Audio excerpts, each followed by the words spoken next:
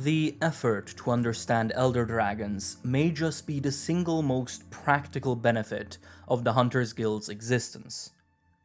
The ability to predict and contain wandering calamities has protected humanity for generations now, after all. However, it is by far not the only boon. One must remember that the Hunters Guild is not the name of one large cohesive organization, but rather an umbrella term of many local guilds that collaborate closely to form a collective network. As research and hunting efforts grew, more and more organizations joined in, bound themselves to the conglomerate we now call the Hunters Guild. Before long, the sheer volume of manpower and resources available to this collective outshined any other in recorded history. Many scholars, hunters, and administrators thus realized that they could do so much more than just collect notes on how to defeat dragons and repel wyverns. And so, the operations of the guild were expanded to encompass all sorts of research and study, from engineering to medicine to economics, all to protect and progress man and wyverian kind. One of the earliest expansions was the guild's foray into archaeology.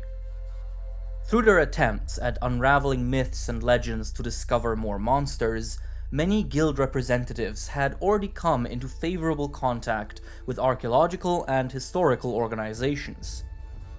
It soon became clear that there would be much to learn from those disciplines, as every known continent is downright littered with ruins of ancient civilizations, their secrets yet untouched.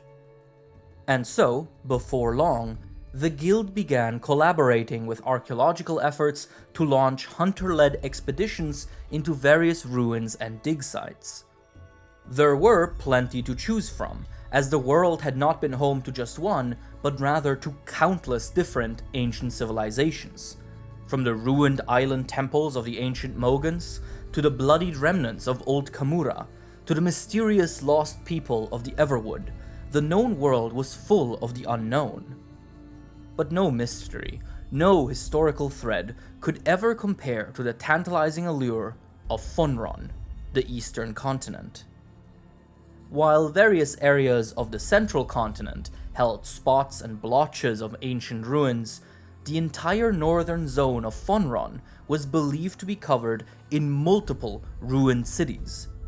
Across the horizon, as far as the eyes could see, traces of a world long gone. It was thus only natural that many expeditions were sent into Fonron.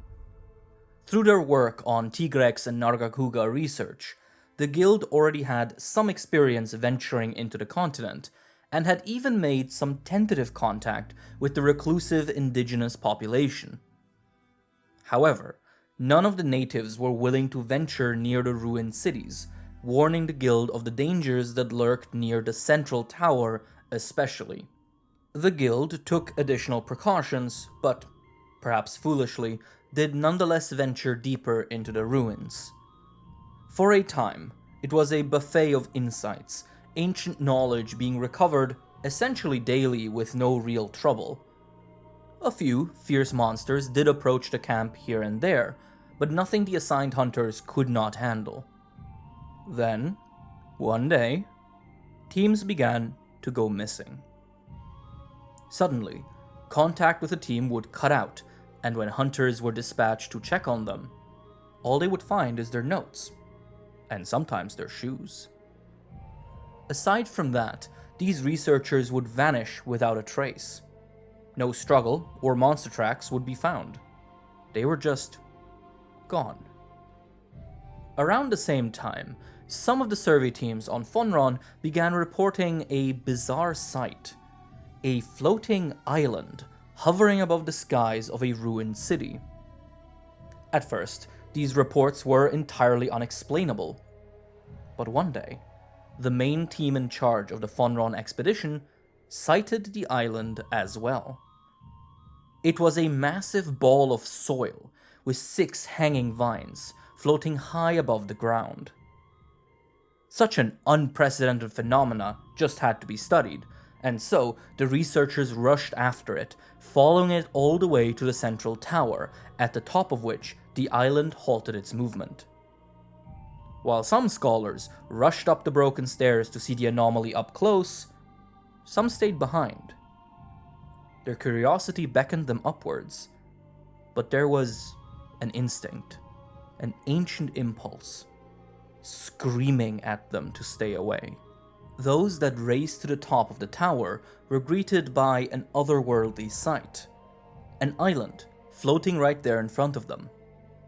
Immediately, they went to work, climbing on top of it and collecting samples, sketching its size and calculating its flight path. Then, a flash of light, and one of the researchers exploded mid-scream. Before the others had time to react, one by one, they were hit by small, flying wisps of light that vaporized their bodies on impact.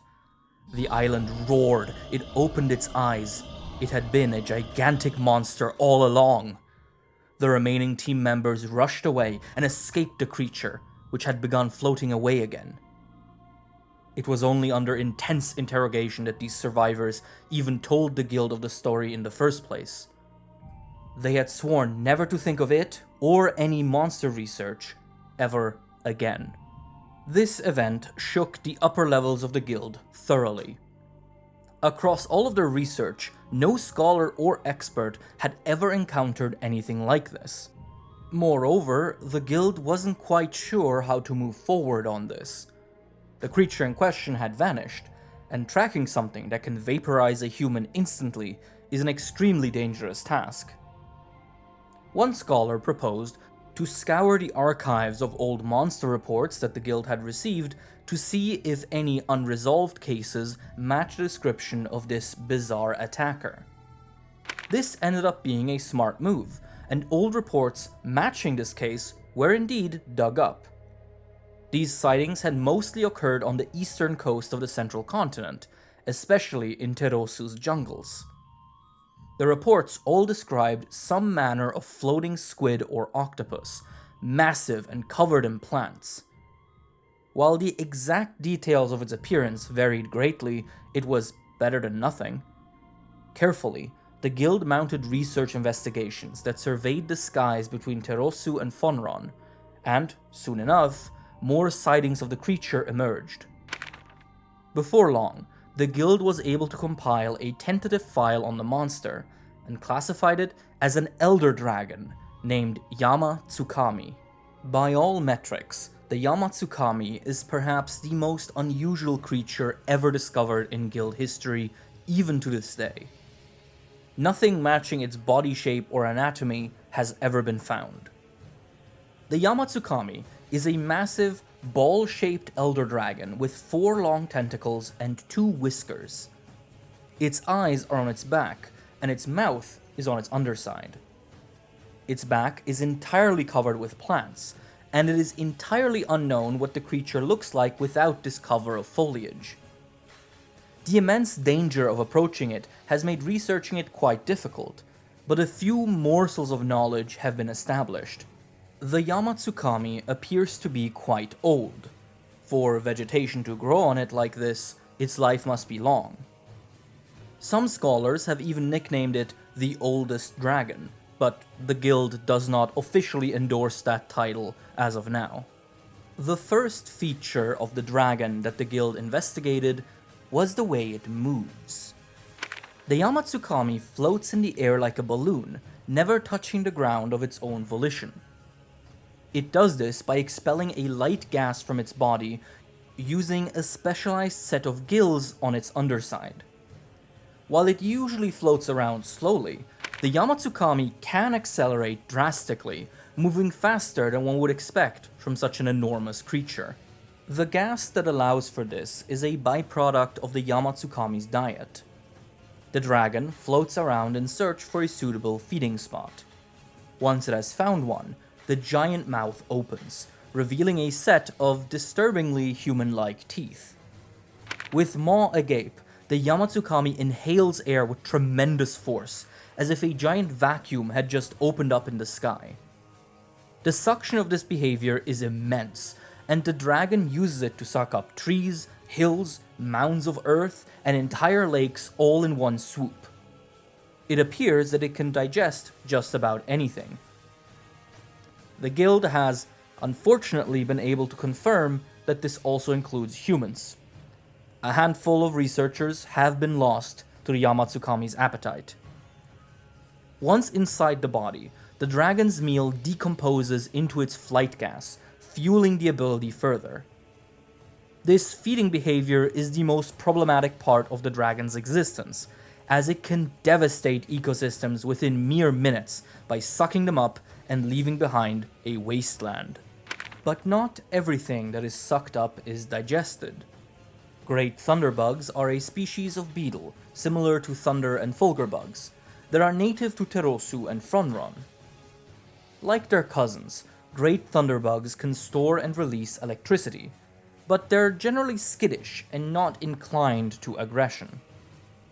For whatever reason, great thunderbugs that are swallowed by a Yama Tsukami are not digested.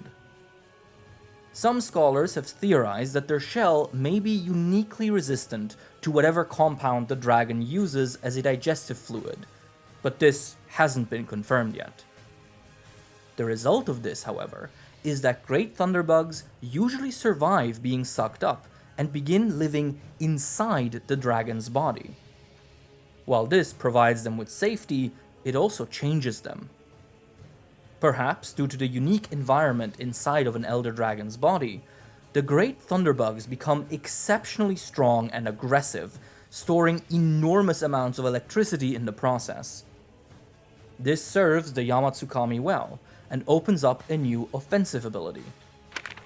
When bothered or threatened, the dragon can spit out these great thunderbugs towards its target.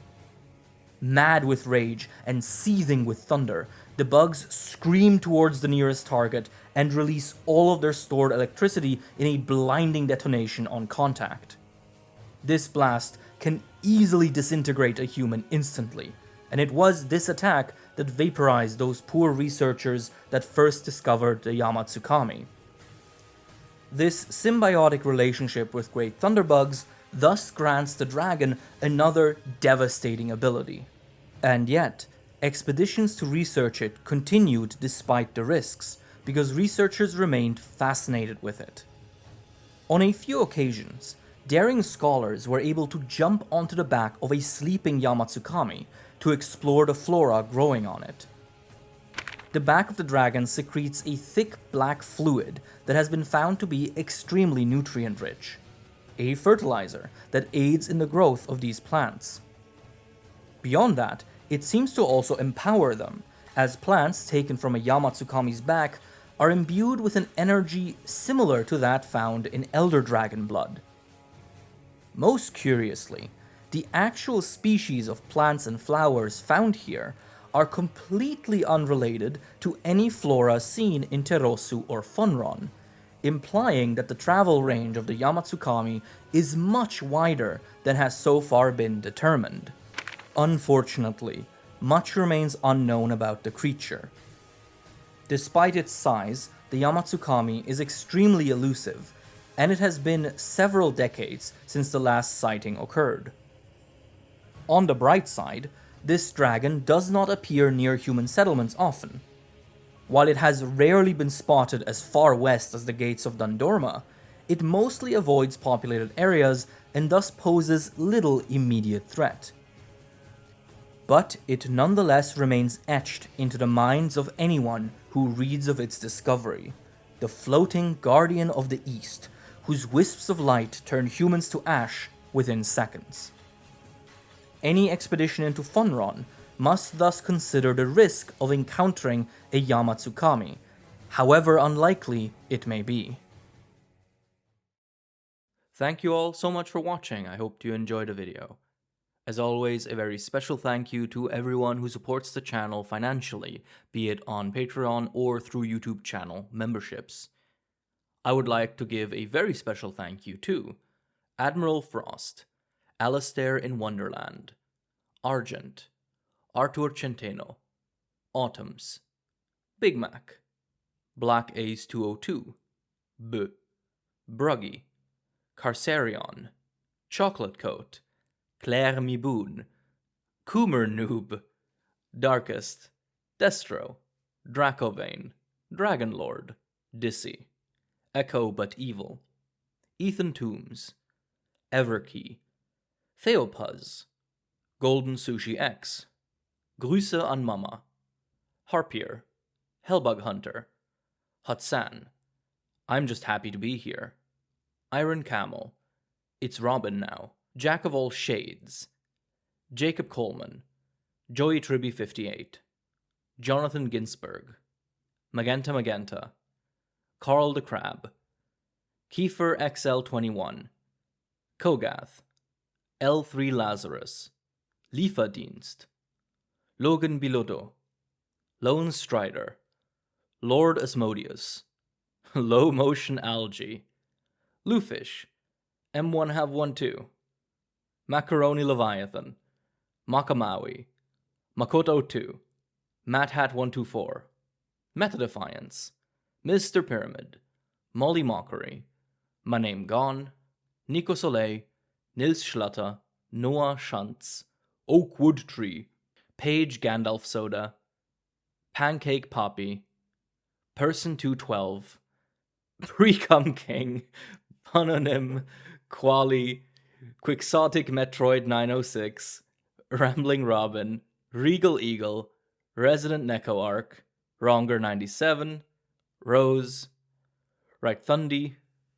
Ryan Hook, Skiba, Shebo, Silly Wizard 97, Siragon, Sir Newt, Solimer, Soruka, Spark Drake, Tacti Wolf, The Alchemist, The Iciest Man Alive, The Dollarfish, 3 Palicos in a Trench Coat, Tigrex Chew Toy, Tipped Over, Toby Kadachi's OnlyFan, Hunk with Good Puss, Uthduna is an Octopus, Vulgar Beast, Volturix, Wandering Soul, Wolf of Time, Wokwani, Zafi, Hino Garcia, Jon H.V. Augenson, and Kuro Neko. Take care, everyone, and I'll see you next time. Bye-bye.